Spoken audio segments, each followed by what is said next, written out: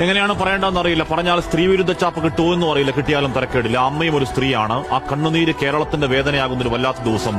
അത് പറയാൻ കഴിവില്ലെങ്കിൽ പിന്നെ കോട്ട് എടുത്തിട്ട് ഇവിടെ വന്നിരുന്നിട്ട് കാര്യമുണ്ടോ?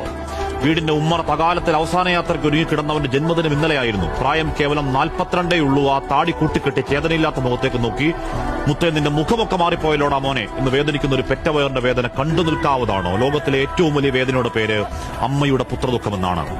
ദീപകിന്റെ തലക്കൽ കൊളുത്തിവെച്ച് നിലവിളക്ക് പോലെ അച്ഛനും അമ്മയ്ക്കും കുടുംബത്തിനും ആ വീടിന്റെ ഒരേയൊരു വെളിച്ചം താനെയങ്ങ് കെട്ടുപോയതല്ല. റീച്ചിനും ഷെയറിനും വേണ്ടി അഹങ്കാരത്തിന്റെ പരികൊള്ള ഒരു സ്ത്രീ അടിച്ചു കെടുത്തിയതാണ്. ഒരു കുടുംബം നാനാവിധമാക്കിയതാണ്.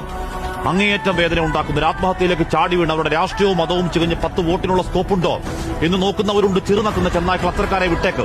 ഇവിടെ പ്രശ്നം അതല്ല.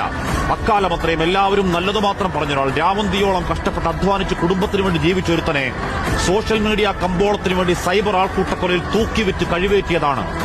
നവീൻ ബാബുവിന്റെ കാര്യത്തിൽ എപ്പോഴും പറഞ്ഞതുപോലെ മരിച്ചുപോയവർക്ക് വേണ്ടി ആഞ്ഞുവാദിക്കൽ ഉത്തരവാദിത്തമെന്ന ബോധ്യത്തിൽ മാത്രമല്ല, വീഡിയോ പലയാവർത്തി കണ്ട ബോധ്യത്തിൽ പറയുന്നു. ആ യുവാവ് 110% നിരപരാധി. ഭാരമുള്ളൊരു ബാഗ് ഉയർത്തുമ്പോൾ അറിയാതെ പറ്റിയത് റീച്ചിന് പറ്റിയ ഒരു കോപ്പ് കിട്ടിയ ആനന്ദത്തിൽ ചിരിച്ചുകൊണ്ട് ലൈംഗികാതിക്രമം പകർത്തിയെന്ന് ആരോട് പറയാനാണ്? ആദ്യമിട്ടൊരു വീഡിയോ എറിച്ചില്ല. പിന്നെ ആ സ്ലോ മോഷൻ പല ആംഗിളിൽ എഡിറ്റ് ചെയ്ത് സാരോപദേശം തള്ളിക്കയറ്റിയ വീഡിയോ ഇന്നലെ അപ്പോൾ 27 ലക്ഷം പേര് കണ്ടെങ്കിൽ ഒരുത്തനെ പച്ചയ്ക്ക് വെട്ടിക്കീറി ഇറച്ചി കഷ്ണം വിൽപ്പനയ്ക്ക് വെച്ചതിന്റെ കൂലിയാണ്. കഷായം ഗ്രീഷ്മയ്ക്കും കൂടത്തായി ജോലിക്കും വേണ്ടി വാദിച്ചവർ ഇവിടെയും ഒരു ഹാഷ്ടാഗ് അവൾക്കൊപ്പം ഉണ്ടാക്കി ഇറങ്ങുന്നുണ്ട്. സ്ത്രീപക്ഷ കാപട്യങ്ങളെ നാണമുണ്ടോ? കോൾ ഔട്ട് എന്നും പറഞ്ഞ് യഥാർത്ഥ പരാതികളെയും തൊലക്കലാണ് നിങ്ങളുടെ പണി.